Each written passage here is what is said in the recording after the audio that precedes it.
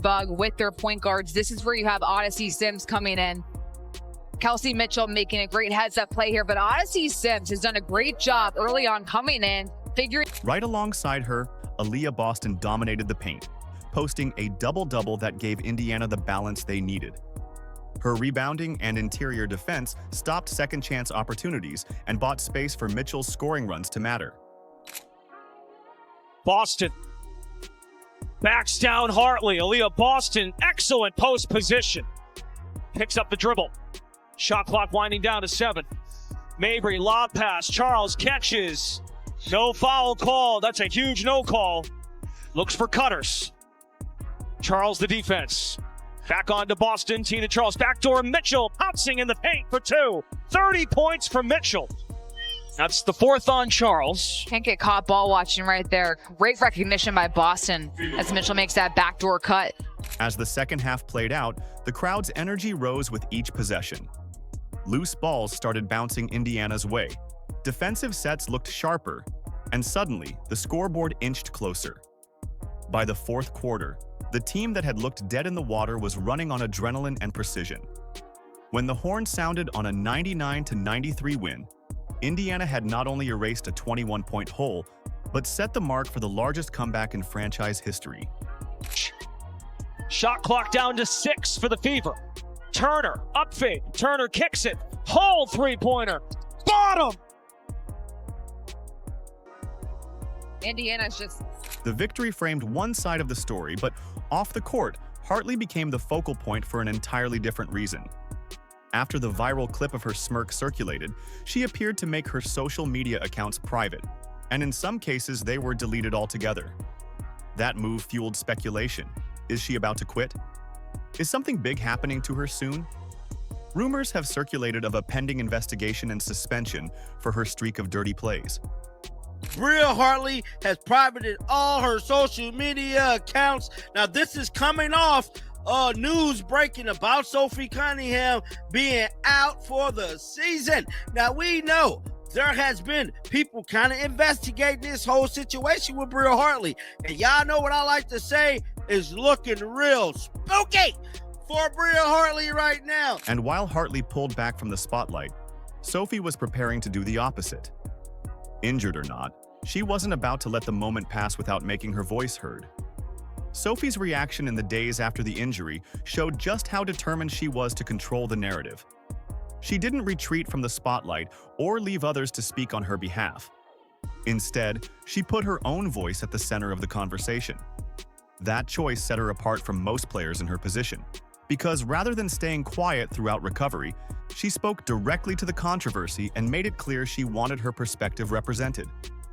Well, you come at Sophie's sister, you come at Sophie. And Sophie saw this comment, and bless her heart, she answered it. She answered it. Some of us were raised by the words of, quote, don't bite off more than you can chew. And some of us didn't. Quote, F around and find out.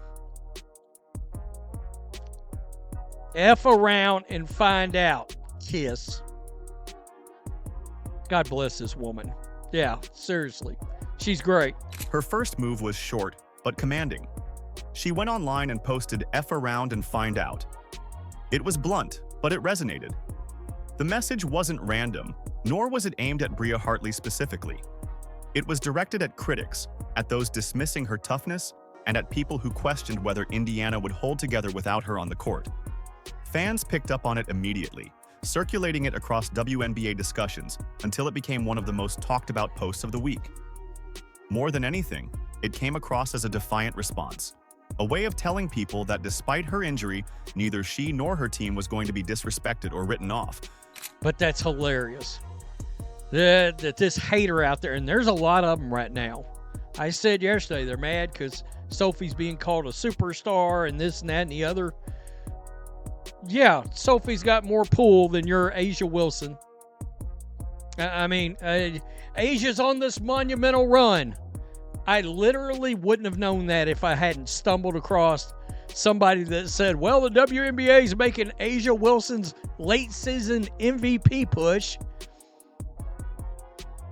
Sometimes, I mean, you just got to pay attention. The WNBA wants to protect certain people and certain players. But Sophie also made it clear there was more nuance to the situation.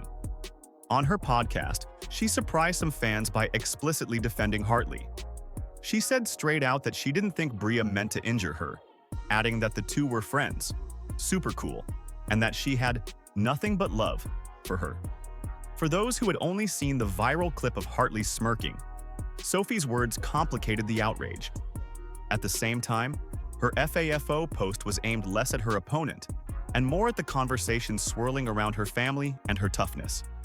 In other words, she gave Hartley the benefit of the doubt, but didn't give the same courtesy to the critics or to a league that had fined her 3 separate times for speaking out about officiating earlier in the season. I know Bria, and I'm actually really good friends with Bria, and I have been waiting to get on the pod and so we could talk about this because I did want to tweet it out, but I don't think that there was no ill intent. I think it was basketball play. I was just in the wrong spot at the wrong time. She fell. Like, there's no way that she would go in there and potentially try to hurt me. And so I had nothing but love for Bria. And I even told my mom, because she tweeted something. I was like, no, Mom, I get it. But I promise you that I was like, Bria and I are super cool. And she would never try to hurt me. Because there are some girls that I think might, but she wouldn't do that.